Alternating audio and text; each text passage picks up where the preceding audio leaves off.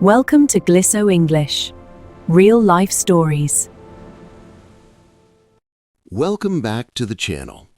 Today, we are diving into a story that explores one of the most difficult moments anyone in recovery can face, the relapse scare. Imagine being 3 years sober. You have rebuilt your life, your health, and your relationships. But then, you find yourself at a wedding. The music is loud, the celebration is high, and suddenly there's a drink in your hand. In this story, we follow a character named Elena as she stands on the razor's edge between her past and her future. We'll look at how she manages the pressure, the internal voices, and the physical urge to take just one sip.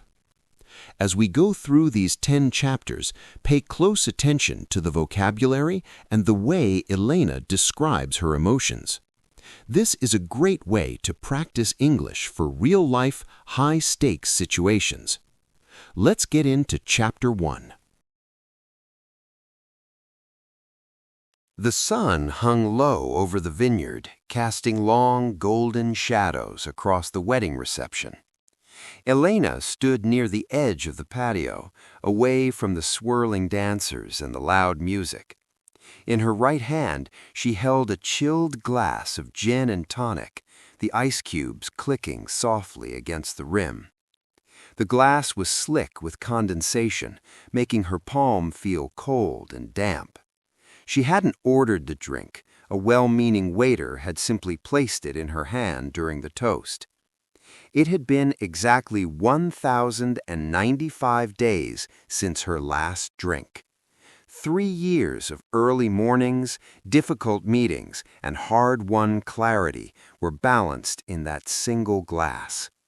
The scent of lime and sharp botanicals wafted up, triggering a memory so vivid it made her mouth water. Her brain screamed at her that one sip wouldn't hurt, especially on such a beautiful, happy occasion. She watched the bubbles rise to the surface, appearing like tiny diamonds under the amber light of the sunset. Around her, people were laughing, clinking glasses, and celebrating a new beginning for the couple. But for Elena, this moment felt like the beginning of an end she wasn't ready to face. The weight of the glass felt like a lead brick, pulling at her arm and her resolve. She looked at the clear liquid and saw a reflection of the woman she used to be. The silence inside her head was deafening as she stared at the threshold of a choice. The music continued to thump in the distance, but for Elena, the world had gone completely silent.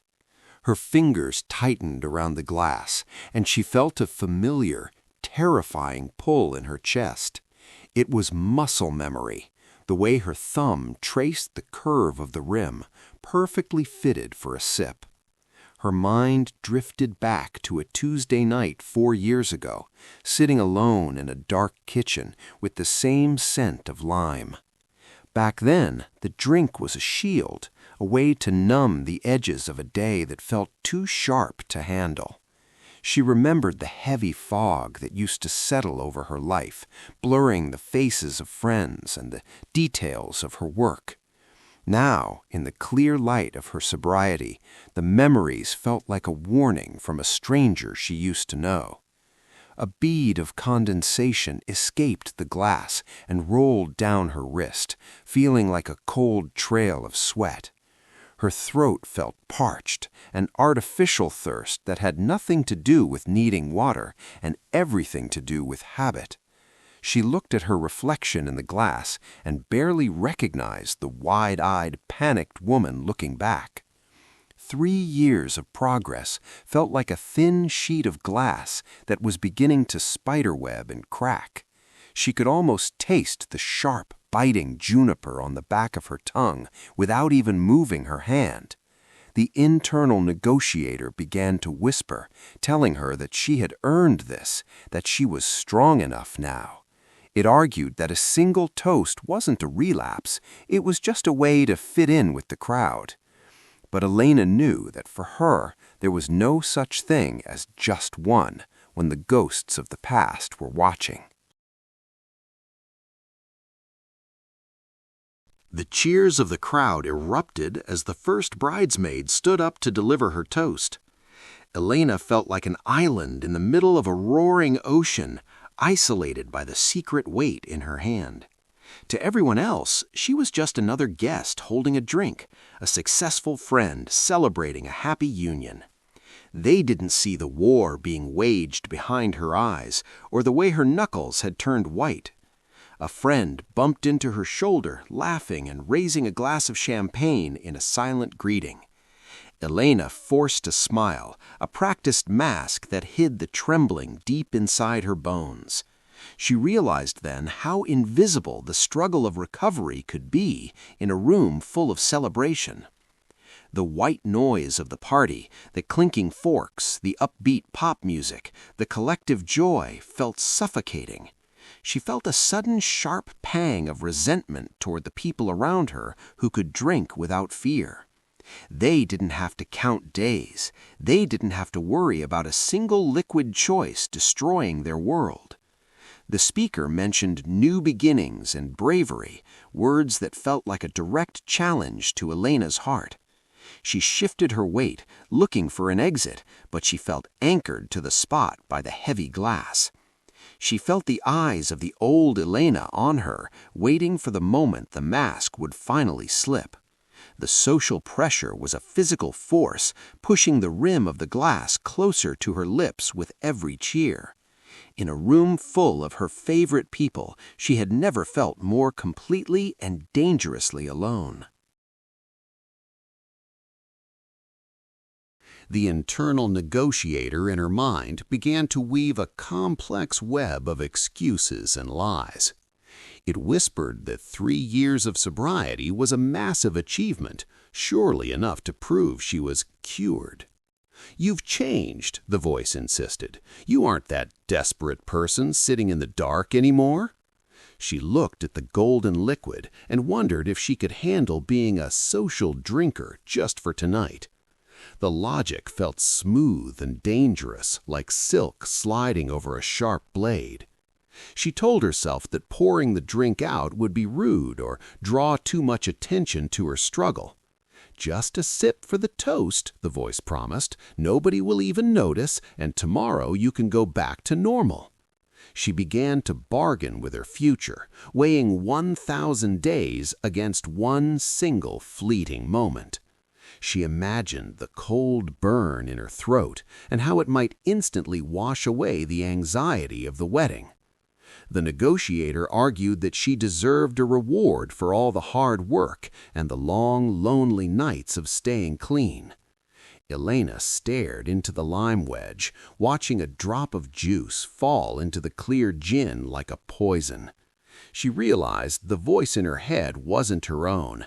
It was the echo of an old addiction looking for a way back in. The more she listened to the excuses, the more the glass felt like it belonged in her hand. She was standing at a crossroads, debating whether to trade her peace for a temporary escape. Every logical thought she had built over 3 years was being tested by the simple, quiet gravity of the glass. Elena looked away from the glass and scanned the crowd, trying to find a distraction from the voice in her head. Across the lawn, near the edge of the dance floor, she spotted her younger cousin, Sarah. Sarah was leaning heavily against a white pillar, her eyes glazed and her laughter a bit too loud for the moment. She watched as Sarah tried to take a step, stumbled, and spilled half of her drink down the front of her silk dress. A group of friends nearby giggled, but Sarah looked confused, blinking slowly as she tried to steady herself. To the others, it was just a funny wedding mishap, but Elena saw the scene through a much darker lens. She saw the loss of control, the impending headache, and the messy blur of a night that would soon be forgotten. Watching Sarah was like looking through a window into her own past, a reminder of the glamour she once chased. The sight of the spilled drink and the wavering balance acted like a sudden cold splash of water to Elena's face. She realized that the sophisticated life the internal negotiator promised was actually a fragile, clumsy lie. The clarity of the moment sharpened her focus, making the gin in her hand look less like a reward and more like a trap. Sarah reached for another refill, unaware of the cycle she was fueling with every shaky glass. Elena felt a profound sadness for her cousin, but also a spark of gratitude for the reality check. The observer in her finally spoke louder than the negotiator, reminding her why she had walked away. The mess on the patio was a mirror, reflecting exactly where she would be if she let her guard down for even a second. Elena retreated from the noise, finding sanctuary in a narrow, dimly lit hallway near the restrooms. The air was cooler here, smelling of floor wax and expensive perfume instead of gin and celebration. She set the glass down on a small wooden side table, her hand shaking as she let go of the stem. She pulled her phone from her clutch, her thumbs hovering over the contact named Mark, her sponsor.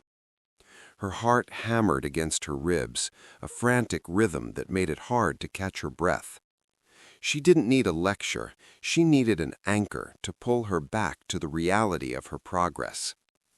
When Mark picked up on the second ring, his calm, steady voice felt like a lifeline thrown into a storm.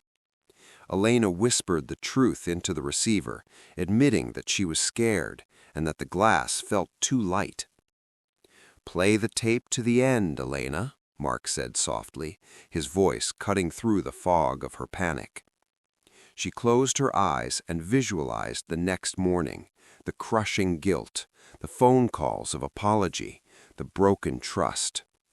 She saw the day one chip in her hand, the weight of starting a 3-year climb all over again from the bottom. The image of her clear-headed morning routine, the coffee, the sunrise, the peace, began to outshine the gin. The conversation lasted only 5 minutes, but it was enough to shift the gravity of the entire evening. As she hung up, the hallway felt wider, and the suffocating pressure in her chest began to loosen its grip. She took a deep breath of the sterile air, realizing that asking for help was the strongest thing she had done all night. As Elena stepped back onto the patio, she was immediately cornered by an old colleague named Marcus. Marcus was already on his 3rd beer, his face flushed and his movements expansive and careless. "Elena, you're finally holding something real," he shouted over the music, gesturing toward the glass she had picked back up. He raised his own drink, expecting her to clink glasses and join in a celebratory gulp for the new couple. Elena felt the social trap closing around her, the expectation to be fun and easygoing in a room full of peers. "Come on," Marcus pushed. "One drink won't kill you. We're celebrating a marriage, not a funeral." The pressure was visceral, a heavy weight on her shoulders that made her feel small and defensive. She realized that to Marcus, her refusal would seem like a judgment on his own behavior, a silent critique. She had to decide between the comfort of fitting in and the necessity of her own survival. Her heart raced as she looked at the expectant grin on his face and the liquid shimmering in her hand. She didn't want to explain her 3-year journey or the darkness she had fought so hard to escape. She didn't want to be the serious one who ruined the festive mood with a heavy confession. "I'm actually just enjoying the atmosphere," she said, her voice steady despite the tremor in her knees. Marcus rolled his eyes and laughed, but he finally moved on to find someone more willing to play along. The friction of the moment left her breathless, a reminder that the world doesn't always pause for your healing. Elena stood alone again, the glass of gin and tonic held just inches from her face. The scent of the botanicals was overwhelming now, a sharp floral ghost that haunted her senses. She could see the tiny beads of carbonation dancing on the surface, popping in invisible bursts of citrus. Her heart was a drum in her ears, a frantic rhythm that drowned out the wedding band's latest song. This was the threshold, the razor's edge where 3 years of hard work met 1 second of weakness. She felt the cool rim of the glass brush against her lower lip, a sensation she had dreamt of in her darkest hours. The internal negotiator had gone silent, leaving only the raw physical pull of the liquid in front of her. Time seemed to stretch and warp, turning the lively patio into a blurred painting of light and shadow. She thought of the day-one chip sitting in her jewelry box at home, a small piece of metal that meant everything. She thought of the morning sun hitting her face without the familiar stinging weight of a hangover. Her hand trembled so violently that a small drop of the clear liquid spilled over the edge and onto her thumb. The coldness of the spill felt like a jolt of electricity, snapping her back into her own skin. She realized that the glass wasn't a reward or a celebration. It was a ghost trying to reclaim its house.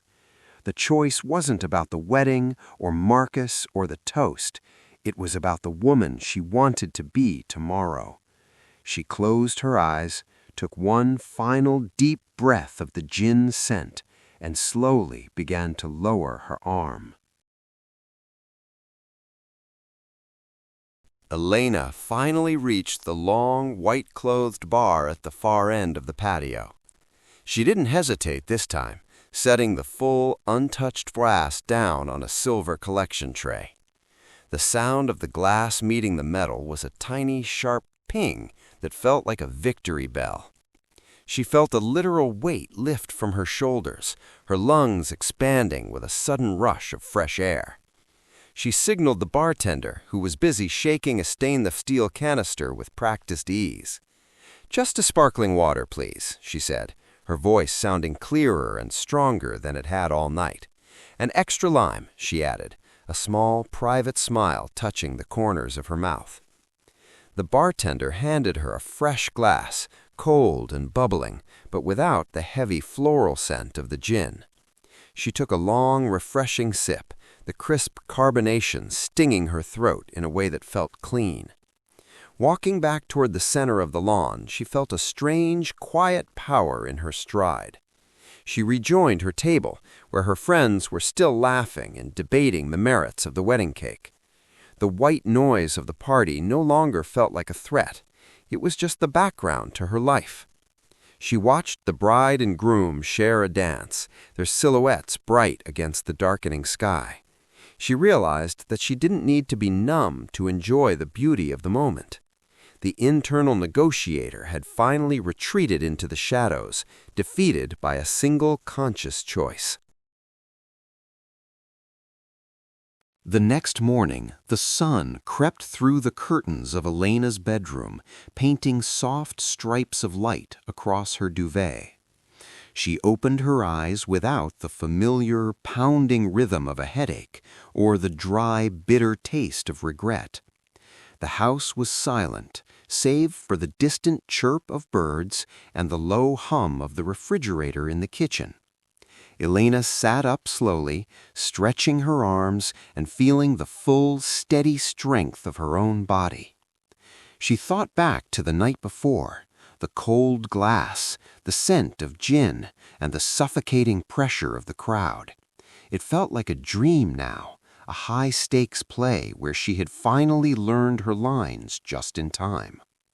She walked to her dresser and picked up the small, circular bronze coin that marked her 3 years of sobriety. The metal was cool and solid in her palm, a physical anchor for the person she had worked so hard to become. She realized that the scare hadn't been a sign of weakness, but a necessary test of her new foundation. Recovery wasn't a finish line she had crossed. It was a living, breathing choice she made every single morning. She went to the kitchen and began her ritual of grinding fresh coffee beans, the aroma filling the room with warmth. She felt a profound sense of gratitude for the Elena who had set that glass down on the silver tray. Today was day 1096, and it felt like the most beautiful number she had ever heard. The world outside was wide and bright, waiting for her to step into it with clear eyes and a steady heart. She took her first sip of coffee, smiled at the rising sun, and began her day exactly as she intended. The glass that once felt like a lead brick was now just a memory, a ghost that had tried to reclaim a house it no longer owned. Elena had stood at the edge of the abyss, and instead of falling, she had turned back toward the light of her own resilience. This relapse scare wasn't a sign of failure, it was the ultimate proof of her strength. It reminded her that while the shadows of the past might never fully disappear, they no longer had the power to dim the clarity of her future. Every sober morning was a victory, and every conscious choice was a stone laid in the foundation of a life she finally loved living. Thank you so much for following Elena's journey through these 10 chapters. Recovery is rarely a straight line, and moments like the one Elena faced at the wedding are incredibly real for so many people. It's not just about the physical act of staying sober, it's about the mental battle, the social pressure, and the courage to choose yourself over and over again. I hope this story helped you practice your English listening skills and gave you some powerful new vocabulary for describing emotions and high-stakes situations. Which chapter resonated with you the most? Was it the internal negotiator in Chapter 4 or the relief of the morning after in Chapter 10? Let me know in the comments below. And don't forget to test yourself with the quiz below the description box. If you enjoyed this story and want to see more content focused on real-life problems and English learning, don't forget to like this video and subscribe to the channel. Keep practicing and stay strong. I'll see you in the next story. Goodbye.